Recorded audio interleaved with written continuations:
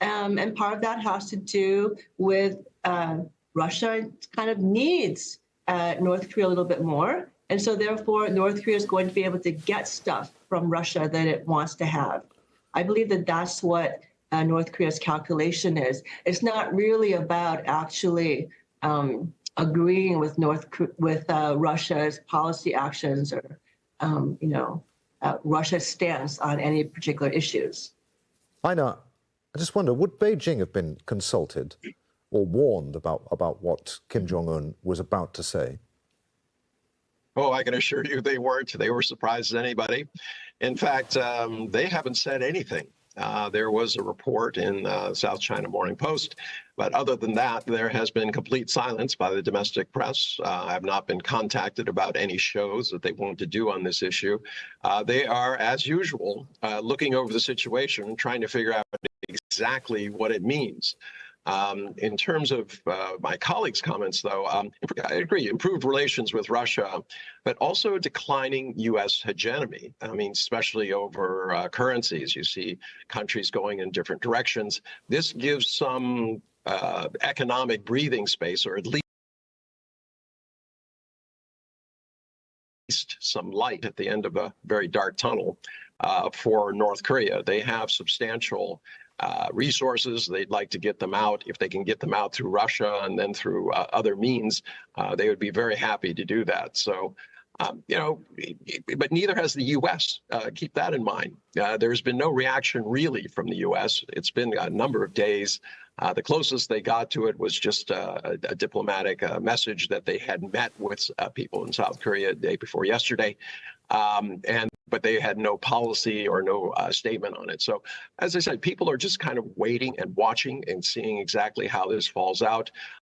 I do think the South Koreans are jumping to the gun in terms of saying, well, this means that they're dehumanizing us if we're the enemy. The use of nuclear weapons could be there. But as I said, any use of nuclear weapons in the South Korea would involve the death of U.S. soldiers. If that happened, there's no question that there'd be a nuclear response from the U.S., and that would be overwhelming for the DPRK. Now, how would you describe the state of relations right now between Beijing and Pyongyang? How does Beijing view North Korea? From my perspective, a problem child. They are not happy with the idea of a nuclear North Korea because it sets off the specter of a nuclear arms race. But South Korea, Japan are easily, they have the technology to come up with their nuclear weapons within weeks, if not hours. Then you have, Malaysia, Indonesia, specter, even maybe Vietnam, saying that they also want them to protect themselves. This would not be to Beijing's benefit. They want to have an area of peace, relative to stability. And also having the specter of a country that could possibly fail. The economic situation are dire. You could have, large numbers of refugees, economic refugees pouring over the border. This is not a border that's heavily armed. There are fences, but, it would be almost impossible to stop because it's a long, long border. Fyodor, let's put a similar sort of question to you then. How does Moscow view North Korea right now?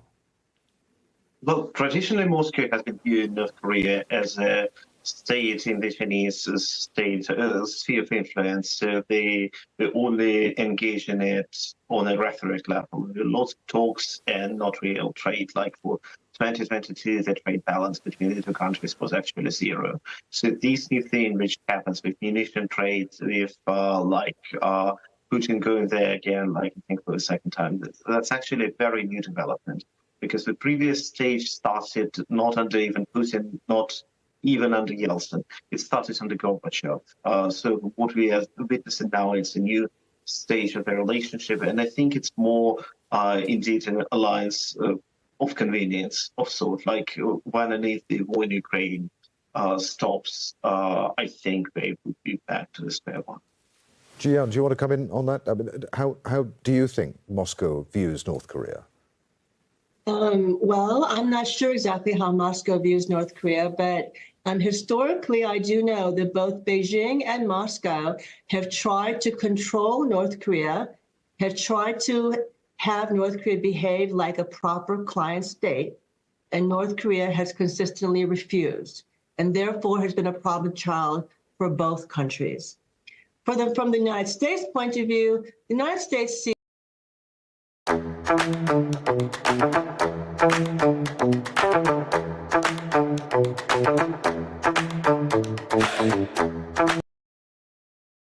and not the carrot. And I believe actually that that is a big mistake. Even rogue nations are better dealt with by the carrot than the stick. And throughout its history, North Korea has wanted to engage with the United States, has tried by a variety of methods, and has consistently not had the success that it wanted, right? It did have success. The United States exchanged, right, light water nuclear energy reactors for North Korean denuclearization. And that worked. And during the years that that worked, North Korea did not do anything on its nuclear program. It did not launch missiles. It behaved.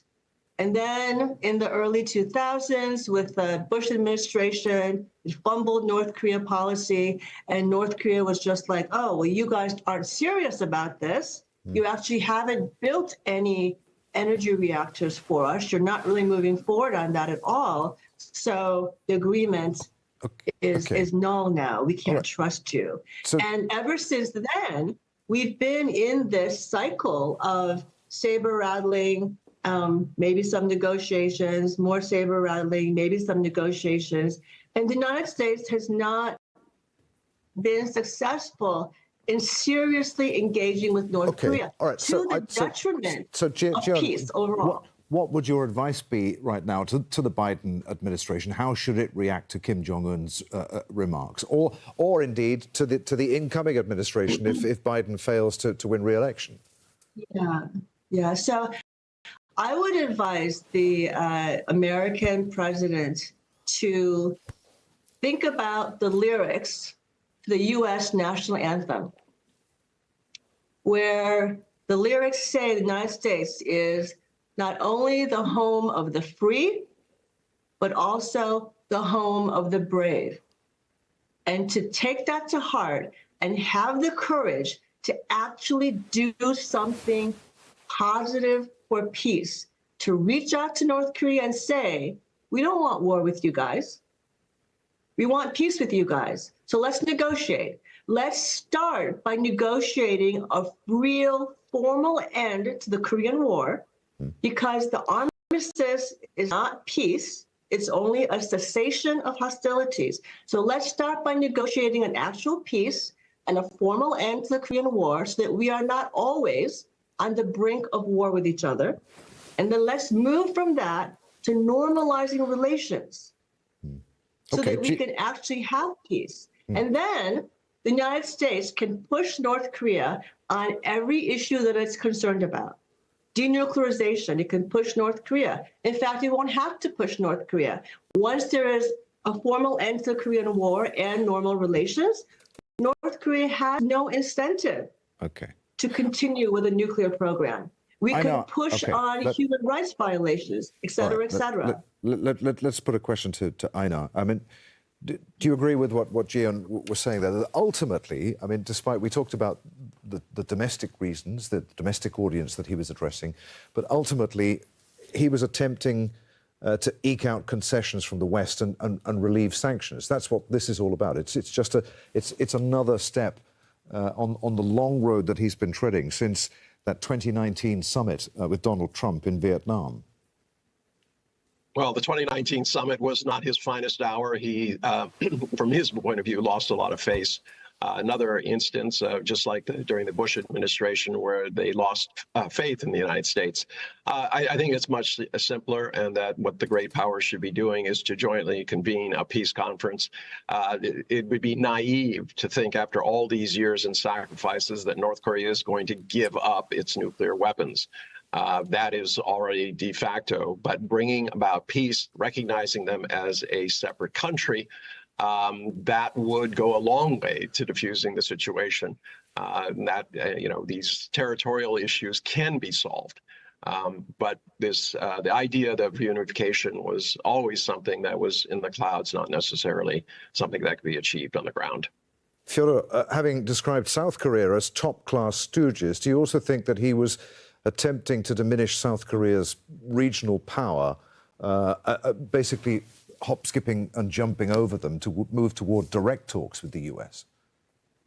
Well, I would say it was more like, as I said, a message to internal audience. If you wanted to diminish South Korean power somewhere, it would be South Koreans' symbolic power over the North Koreans' people's imagination. They have been talking to the United States. They had summits with Donald Trump.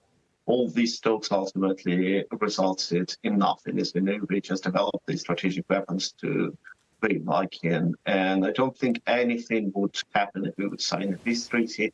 I actually think that while the Kim family is in power in North Korea, nothing will fundamentally change in the relationship between the countries or inside North Korea. All right. Gio, I've got about a minute left on the programme. Despite the dramatic shift by North Korea, the shock of what Kim Jong-un said in that speech, are we right to think that actually this is nothing more than Kim Jong-un being Kim Jong-un? It's another step on the road, and there's nothing really to worry about. We're not going to see war on the Korean Peninsula anytime soon. Yeah, I don't think we are. I think it's actually much more likely that there will be some kind of a nuclear accident simply because somebody made a mistake, not because anybody actually intended to. And I find that even scarier. Okay. Einar, do you want last word to you? Do you agree? Yeah, look at the timing of this. The U.S. is preoccupied in Gaza and Ukraine. China obviously has its issues with the U.S. I don't think it's by accident that he's choosing this time to press forward what I believe is the succession of his family above the reunification of Korea. Okay. Many thanks indeed. Ji-Yeon Yup, Fyodor Tertitsky and Einar Tangen for being with us today. And many thanks to you for watching. You can see the programme again at any time by going to the website at aljazeera.com. For further discussion, join us on our Facebook page. You'll find that at facebook.com/AJ Inside Story. And of course, you can join the conversation on X. Our handle there is at AJ Inside Story. From me, Adrian Finnegan, and the team here in Doha, we'll see you again. Bye for now.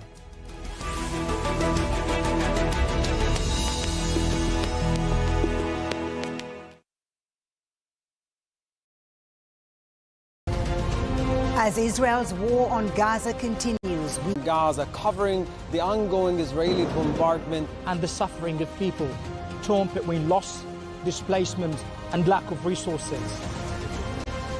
And from occupied East Jerusalem, we cover how daily raids and restrictions prevent freedom of movement and the right to worship. From Tel Aviv, we'll continue our coverage of Israel's war cabinet decisions, the captives and other political developments. And from the occupied West Bank, we'll continue reporting on the violent Israeli raids with killings, mass detentions and destruction. Stay with us for the updates and detailed coverage of the war on Gaza on Al Jazeera.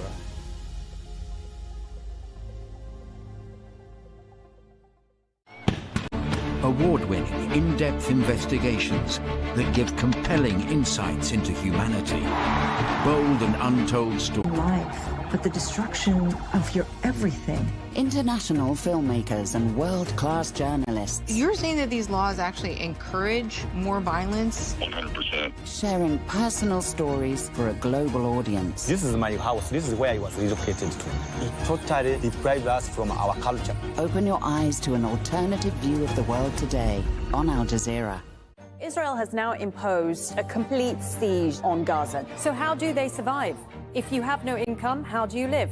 Cost of living rose sharply after the war in Ukraine. Could something like that happen again as a ripple effect of the Gaza war? Is it US contractors mainly who are benefiting from this? When the price of oil goes up, the cost of almost everything goes up. Counting the cost on Al Jazeera.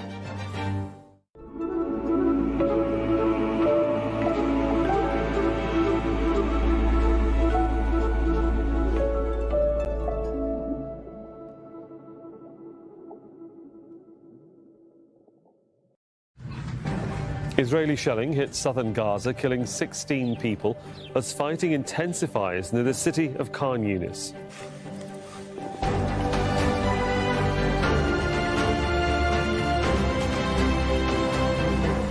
Hello, I'm Sahil Rahman. You're watching Aljazeera live from my headquarters here in Doha. Also coming up, aid trickles into Gaza's hospitals where doctors are overwhelmed and thousands of patients are short of medicine. Israeli forces target Palestinian cities across the occupied West Bank. A raid on Tulkarem has been continuing for more than 24 hours.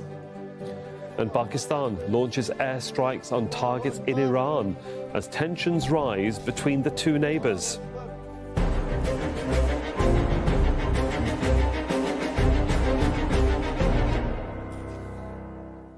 Welcome to the programme. Relentless Israeli strikes continue in Gaza, with 16 people killed in the southern city of Rafah. Amongst those killed and injured in those between Palestinian groups and the Israeli military continues in its streets. Desperately needed medicine and other humanitarian aid has entered Gaza. It was sent from Qatar hours earlier in a deal reached between Israel and Hamas to allow the supplies to be distributed. Imran Ul-Khan has more. Life-saving aid for Gaza, following a Qatari and French brokered deal between Israel and Hamas. The cargo includes humanitarian essentials for Palestinians, as well as medicine for Israeli captives in the besieged Strip. The United Nations is overseeing the process. Aid has been sporadically trickling in to the 2 million Palestinians besieged by Israel, often through diplomatic channels, nearly never enough. Doctors can't find anything to treat their patients. Now they just use salt. And even salt is $13 per kilogram now. Can you imagine putting salt on people's injuries to disinfect them? We've reached a very critical point. People are dying, and we can't even find painkillers. The UN estimates 93% of the population in Gaza is facing a severe level of hunger, experiencing famine-like conditions. حياتنا صارت عبارة عن أزمات ما بين